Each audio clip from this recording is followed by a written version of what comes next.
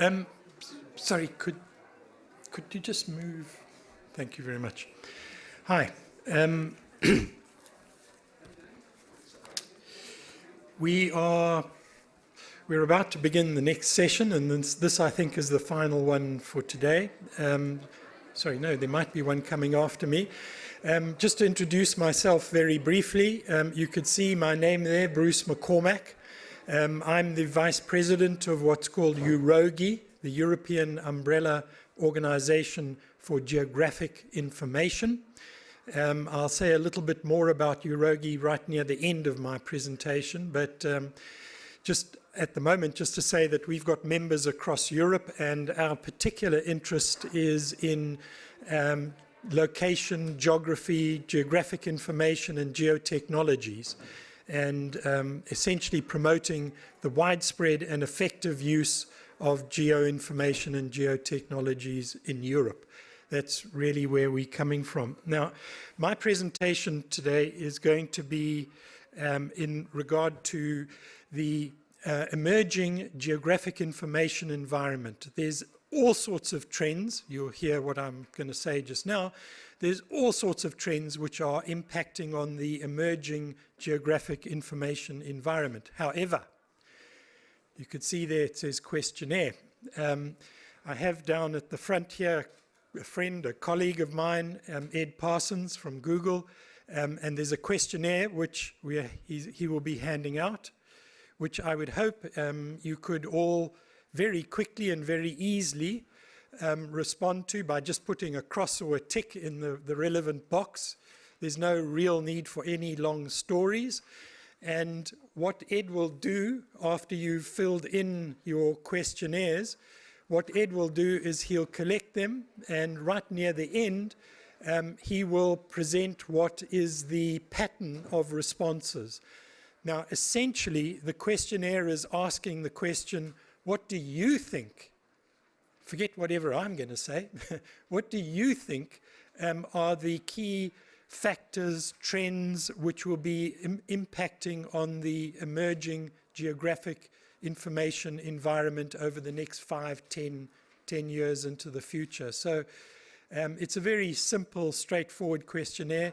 There's no rocket science. The nuances of all these issues can't obviously be collected through what you're doing right now.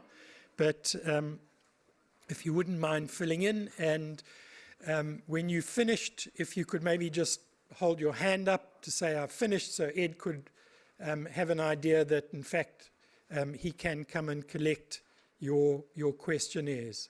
So I'll give you just a little bit of time to work through.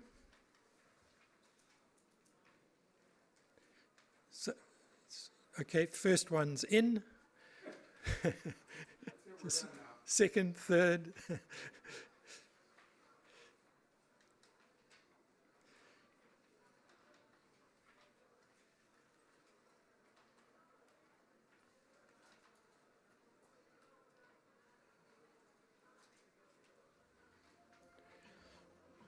Just a cross or a tick. It's like being back in school.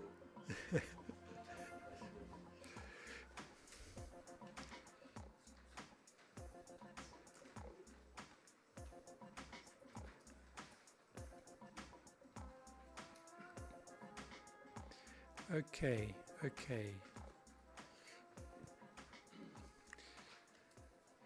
All right. I think almost finished by the look of it. A few more to come, but I think I might just get going again. Thank you very much for doing that. As I mentioned just now, Ed and other people are going to do a quick analysis of your responses, not individually because obviously they're anonymous. We just want to see some broad patterns, and we'll feed that back into this particular session. People like us who are coming from a GI kind of background, this is our mantra. Everything happens somewhere, everything is located somewhere. We kind of trot this out at every opportunity that we can find because we actually do believe in it and we think that it's true. So we believe that position, location, geography, whatever you want to call it, is a critical piece of information, because ultimately you can link any other data somehow. I mean, there's lots of ways of doing it. I won't go into that, but you can link it back to location, position, or geography. So what you've got is a key piece of information around which you can link back all sorts of other data, and it becomes a point of coordination, a point of communality across all sorts of different kinds of data sets. Now, obviously, right now, that location element to the data that's being produced is not always directly or obviously there, but it will be there implicitly in the background.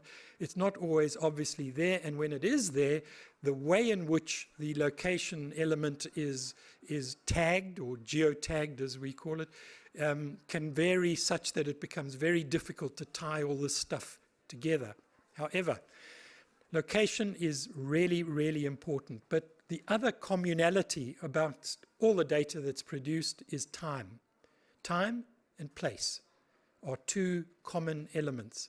And if we can manage to get our act together, and I'm talking globally as a global community of humanity, if we can get our act together to find standardized or appropriate tools which can link back to geography and time, we have a really powerful platform on which to build all sorts of interoperability, joining up, mashing up data from all over the place.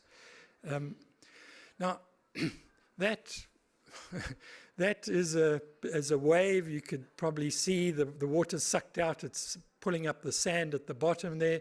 It's collapsing over the top.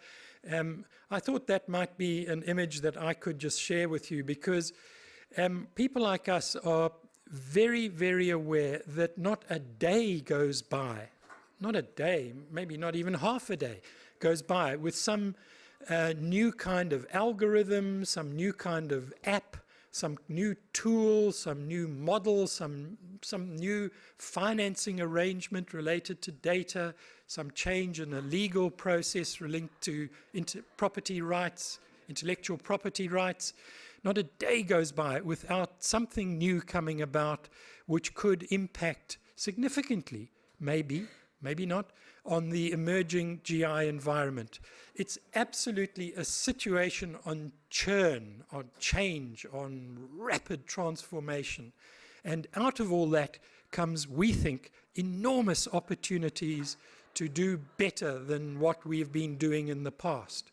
And you'll hear and you'll see what I think I'm talking about. So that's meant to kind of signify, not sure what it does, but the kind of explosion, the almost tidal wave of change that's going on in all sorts of different fields, which are going to change the way geography, location is dealt with in a sort of data sense. What I'm going to do now is I'm just going to go pretty quickly and skim over the top, but there's a number of trends which even in my time I've seen. The first one I mentioned there is paper maps. You know, it used to be all about paper maps and all that kind of stuff. Then what came along is GIS, Geographic Information Systems, which deal with digital data, and it was all about digital maps, but it was still very much all about maps. You know, the people handling maps and maybe taking this piece of data and this piece and joining them together on a map. The whole mindset was all about maps and using GIS to do that kind of thing. Increasingly, what I'm finding is that it's all about digital databases. One component of which is maybe it's not even there, but is location or geography. But it's much more about digital databases. So the kind of people who now need to come in as players into the world that we're beginning to work on is not just the GIS, Geographic Information Systems people. It's computer scientists and maybe mathematicians and, I don't know, statisticians and logicians. And, you know, there's all sorts of other kinds of people who need to come into play. Now, just last week, we had a conference back in Ireland, which is incidentally where I'm based, We had a conference last week. There's a lady, a Spanish lady. She's got a company that's got a staff of about 70. And she's into the big data analytics, looking at it from a GI, geographic information perspective. And what she was saying is, yeah, she's now having to employ people like mathematicians and kind of people that in the past we'd be looking for GIS people. Now you're looking for different kinds of people. However, what she was also making the point is that what she has found is she needs to start employing people like anthropologists or environmentalists of different shades, or people who might be sociologists, because actually the world that we're now moving into to use geographic information better and more strongly is a mashup between the soft science kind of people and the harder technical science kind of people. You still need GIS people, I might say, but that's an implication that's beginning to emerge from the way our world is actually shifting. The next trend I've got there is the production of data in the past, I think pretty much around the world, absolutely in Europe and the parts of Africa which I know best. National mapping agencies have been the official producers of geographic information. Then what starts coming along is people like Ed's down there. I mentioned Google, Microsoft with their Bing, and Nokia had here Maps, and there's all sorts of other people, TomTom, all sorts of others. Private sector came into the business of producing maps. However, as you could see in the last one there, yes, the NMAs are still producing, obviously. I'll come back to that in a moment. The private sector is getting more and more and more into the production of geographic information, but crowdsourcing, social media, the ordinary people, the ordinary citizens are increasingly being the producers of geographic information. So the landscape of producers has shifted remarkably in a relatively short period of time. I mentioned, I'll come back to the NMAs, the National Mapping Agencies. There's been quite a lot of debate around what their role will actually be when map, location, geography information is produced by these other sectors of society. And so there's a whole debate around authoritative geographic data. Now, I can't even begin to go into all of that, but just to say to you, I personally think that no matter what other roles NMAs, National Mapping Agencies, have, there will still be a need for authoritative geographic information. It's the kind of spatial data information which others can build on and different communities can build, because it's an authoritative geographic base, and so there's no problems when you mash these different communities' data together. It doesn't fit. And I've been involved where you take different communities' data, and in Ireland, some of it lands in the middle of the Atlantic, and some of it's in Eastern Europe. It's all over the place. But if you have a standard and well-known authoritative baseline of data, which could certainly be their role, that's a good basis to have. The next trend that I will mention is, it goes off the edge of the screen. I don't know, paper maps, anyway, from paper maps. Then, as I mentioned, GIS came along and digital information, geographic information came along. But what actually tended to happen is individual, say, government departments or private companies built their own databases in their own silos. So you had all these silos all over the place. But as anybody knows who's dealt with geographic information, and you know that you could take a piece of data related to flooding, say, or biodiversity, land use planning, I don't know what else, Department of Statistics information, and you put it all together, you get really new insights into how the world is working just by putting that data together. No rocket science, nothing. So, sorry, it's gone off. Okay.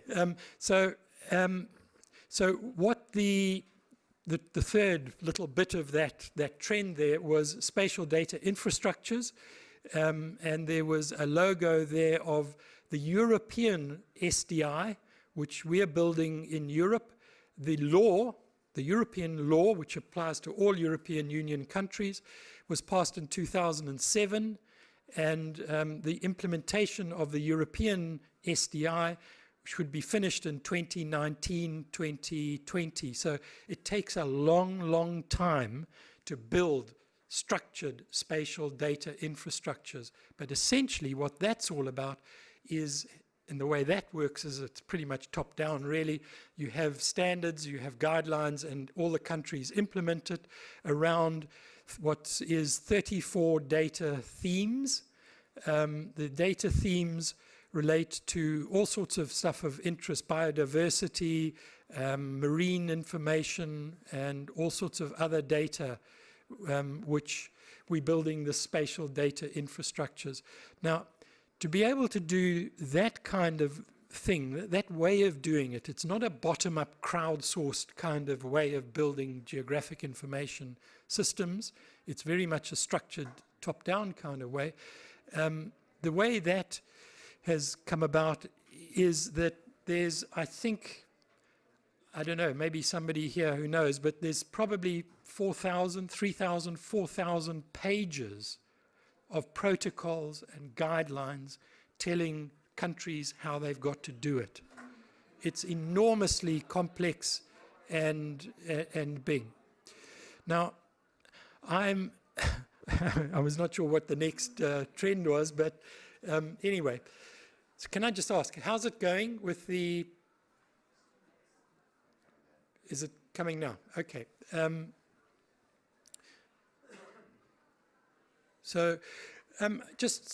come to some of the points, I think, which I will be making shortly, is one of the other kind of things that we're beginning to see is that there are, I think I've listed in a slide, which I think is the next one, there is maybe 20 or so different trends which are affecting and likely to affect the GI environment in the emerging future. Now, I just, out of the top of my head, I'll list some of them. Big data, which we hear a lot about, linked data, open data, Internet of Things, seamless inside, outside buildings, positioning is another one, artificial intelligence, and ANN, artificial neural network learning systems, is another one that's certainly going to absolutely affect us in our world. Crowdsourcing is clearly another one, and there are others which are all trends that are going to impact in the way we, people like us in the geographic information environment, the way we are going to see our world. Another one would be open data. We've heard a lot about open data, but that's clearly going to change the way we work in our world. And also semantics, the meaning of things. Now, I'll just ad-lib a little bit. Oh, okay, we're back on track. That spatial data infrastructures, that's another trend there. Sorry, it's not changing.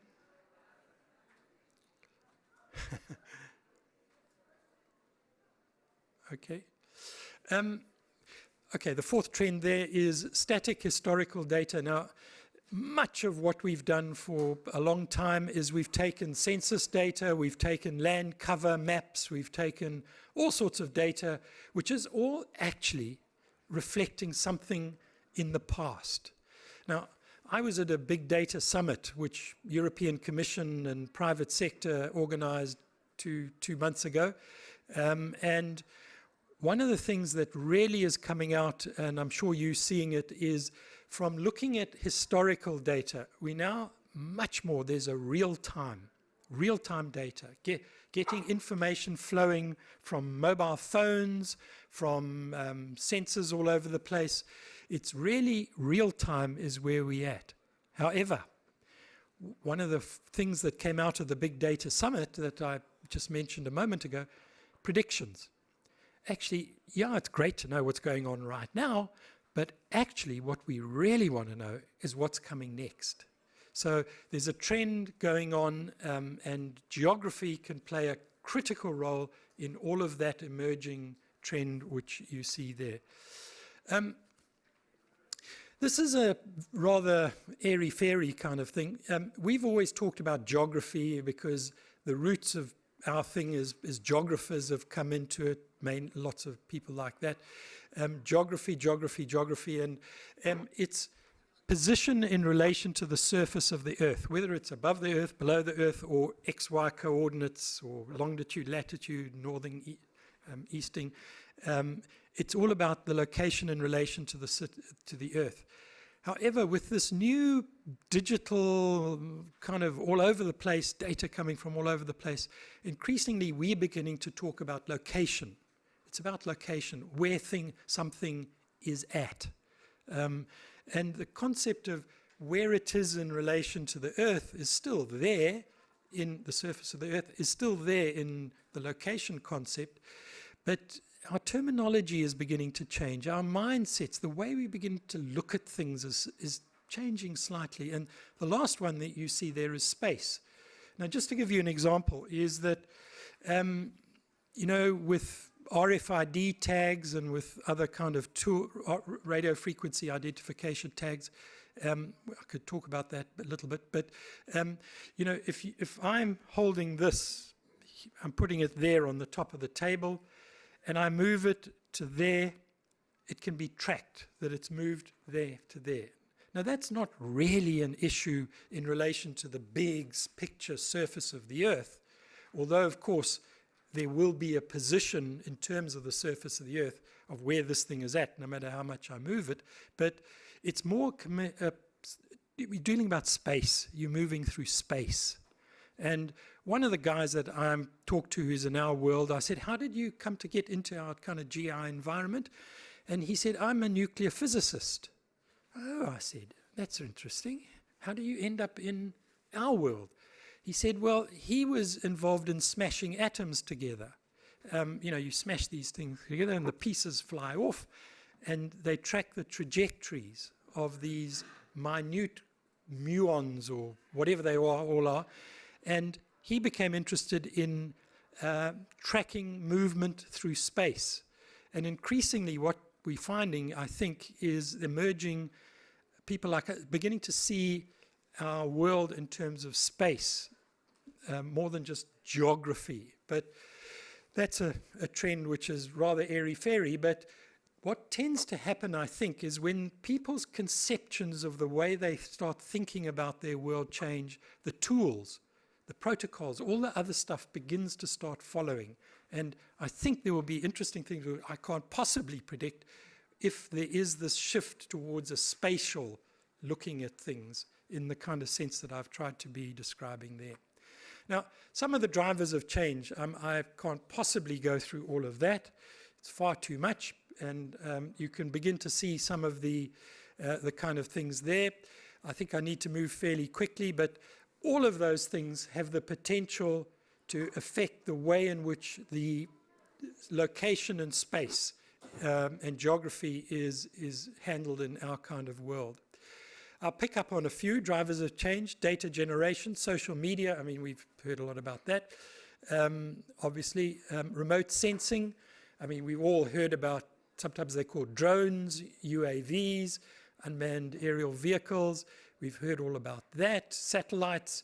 The European Union has got satellites going up, and they're going to be making fairly high resolution, not the highest in the world, but high resolution satellite data available for free.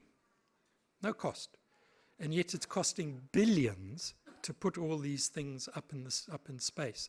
We've also heard today about the microsatellites.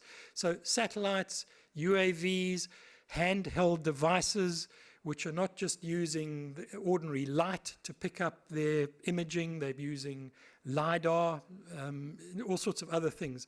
So remote sensing is becoming another source of data. Internet of Things. this is obviously going to be a huge wave. There's somebody sitting in this audience who I understand and I believe is connected to the internet with 80 things in his home and on his person are connected straight into the internet. And he can manage those things of his, like individual light bulbs in his house.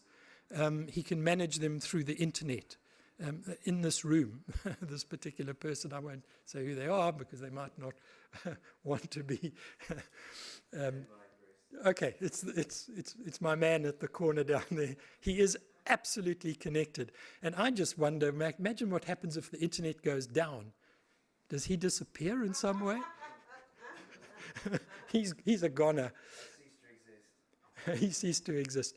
The first time I ever came across, and this is a little anecdotal story, the first time I ever came across what we would now call an Internet of Things was a friend of mine who had the responsibility for managing energy consumption in a big university campus. Now, I'm not going to tell you which one, but he had hundreds of sensors and actuators or activators which linked to those sensors. So, for example, if there was too much solar radiation coming in onto a particular place, the sensor would pick that up, it would send it to an actuator or activator, which would send it to the blind, and the blind would come down.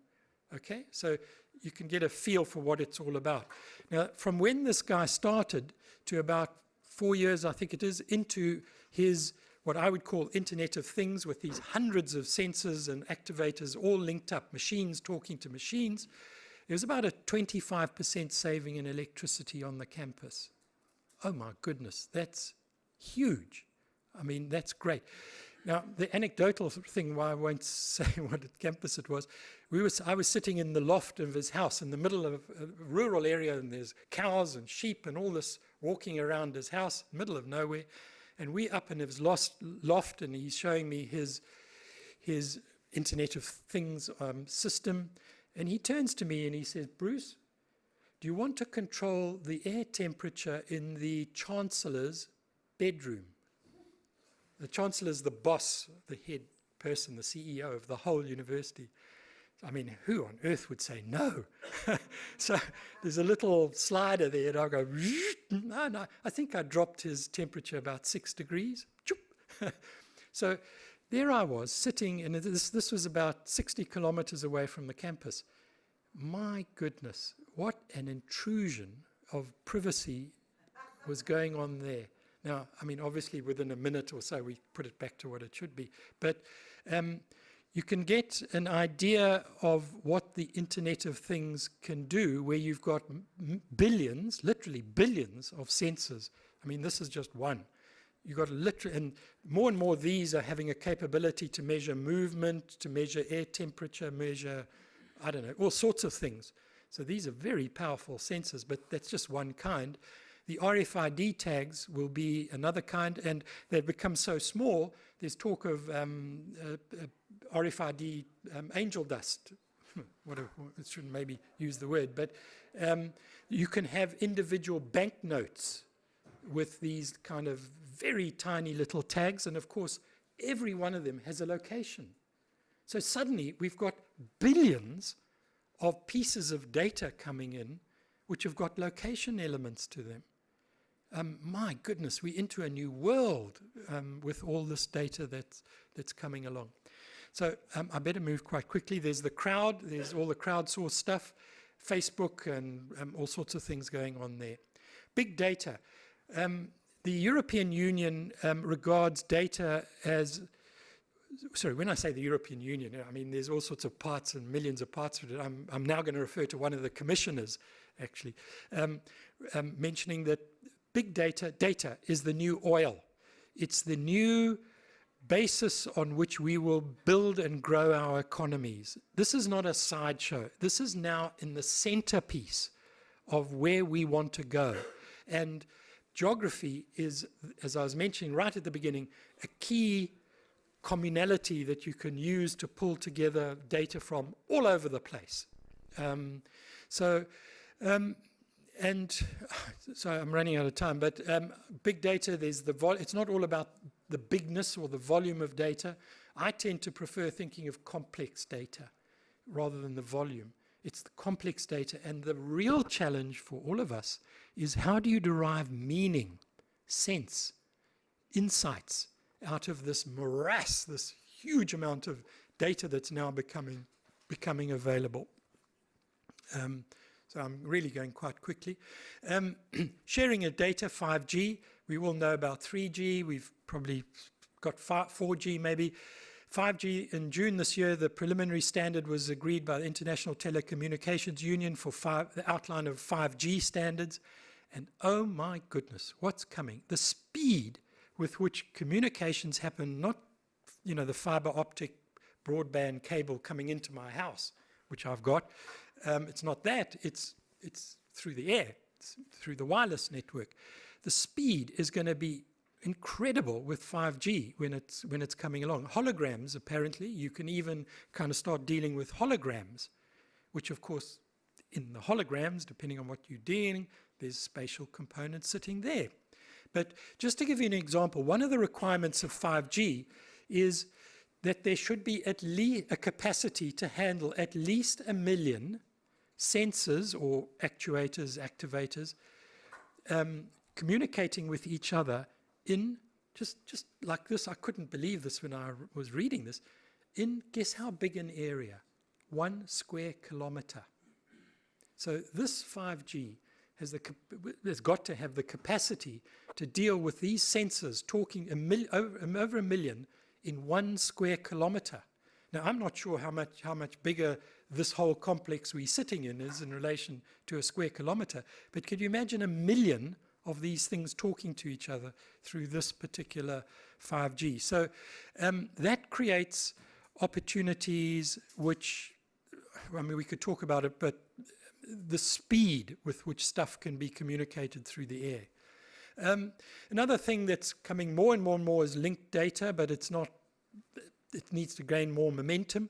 But this is linking up data. Now, just without going into too much time on it, in Ireland, where I'm coming from, just to give you one example, not every single, but the National Mapping Agency has an object-based geographic information system. Okay, object-based. What is an object?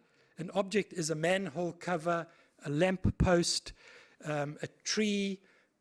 You can imagine there's over 50 million of them at the moment, and it's growing kind of all the time.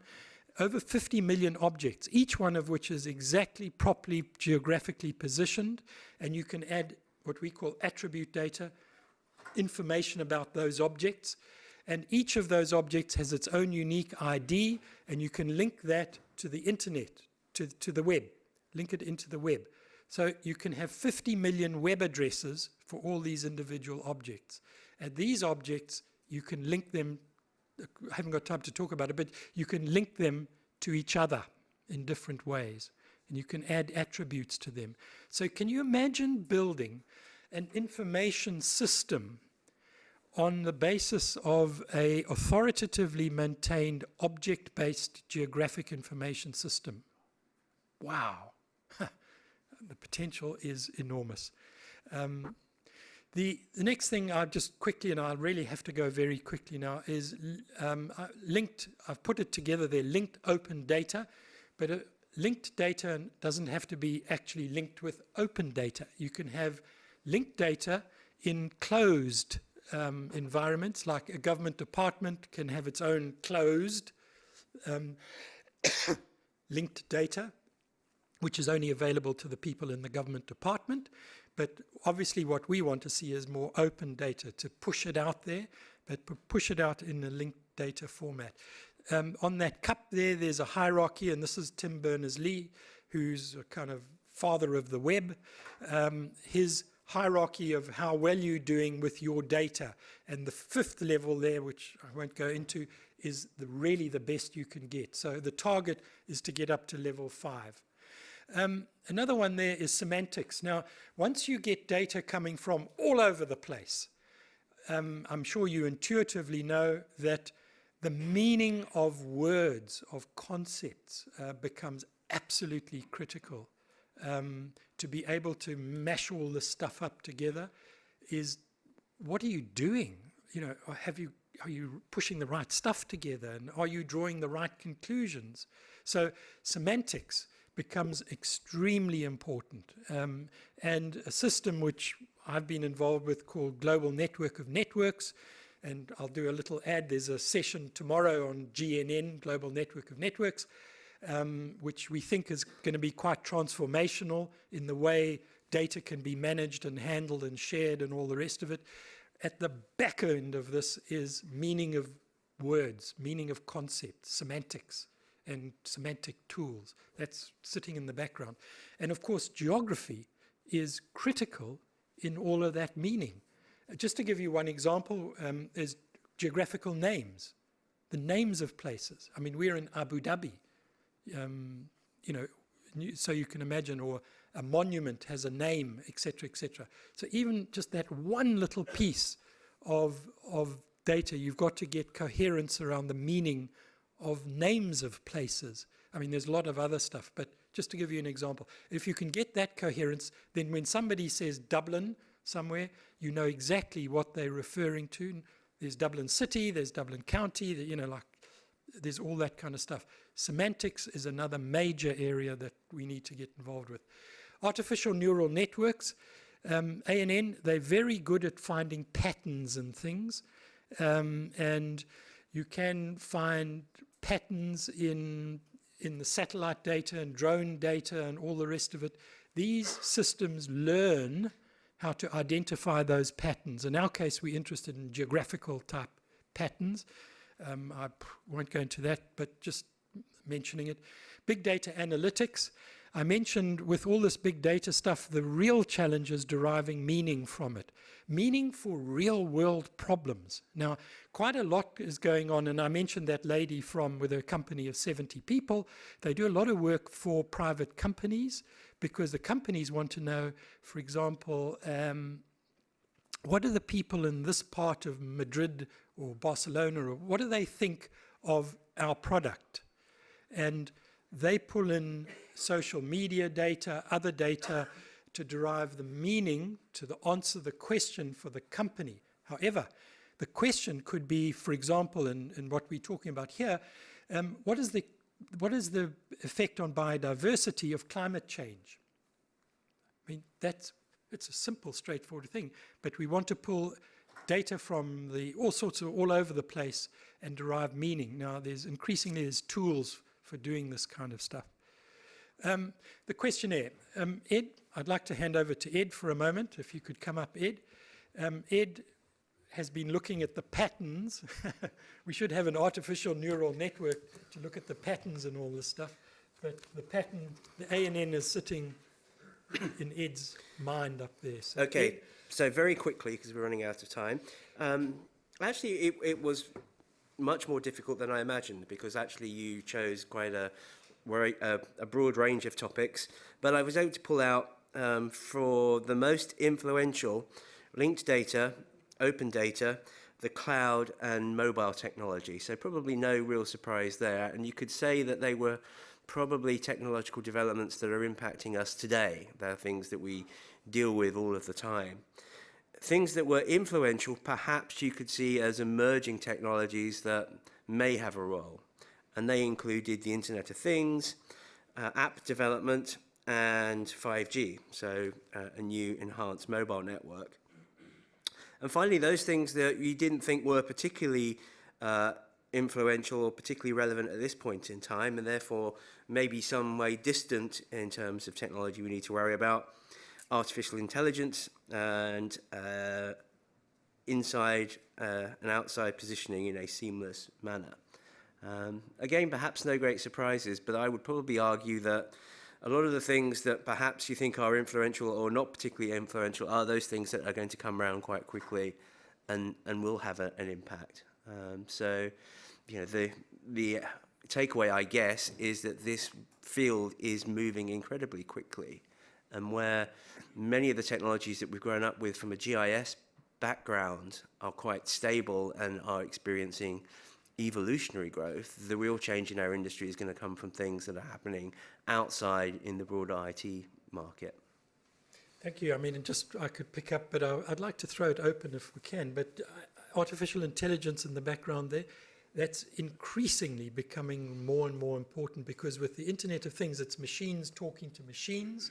And in the world I'm involved in, if you're not getting into what is artificial intelligence or ANN, artificial neural networks, how they work, I'd suggest you should be, because that's increasingly becoming part of the way we can even begin to manage and derive meaning out of all this huge amount of data that's going on. Our brains are not good enough to do this kind of stuff anymore. So we need ANN to be able to help us. But I'd like to just say, this is virtually the end, actually. Is there any comment or any question anybody would like to make on what Ed has just told us? Oh, sorry, on anything that I've said. Just one or two questions or answers. Anything? Yes. Oh, one question. Okay. Is there anybody? Yes.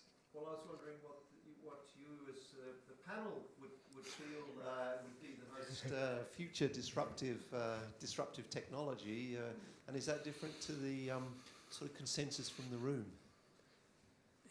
I'd agree with Bruce. I think it's the machine learning, artificial intelligence that's going to have the biggest impact. I think, particularly when we kind of link the Internet of Things, big data, we just don't have enough eyeballs to cope with all of the data and the information we're going to have to hand. And we're going to need automated techniques, processes to identify things that are interesting. And to be honest, when it comes to big data, identify the data that's not interesting that we might throw away. Okay. All right.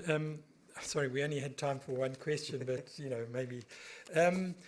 Some key issues, I won't go into them. There's still privacy, security, IPR, expertise, problems, standards, absolutely important in all of this. Mindsets, and if we're trying to change the world out there, one of the things is all this rapid, headlong thrust of technology, which is doing things. But people's mindsets, the way we look at the world, the way we think about things, our habits and so on, that changes very much slowly, and in fact that becomes a huge blockage in trying to reap the opportunities for environmental protection and enhancement. I just mentioned, EuroGI, we are all over Europe. Our aim is widespread and effective use of geographic information. Thank you very much. Thank you.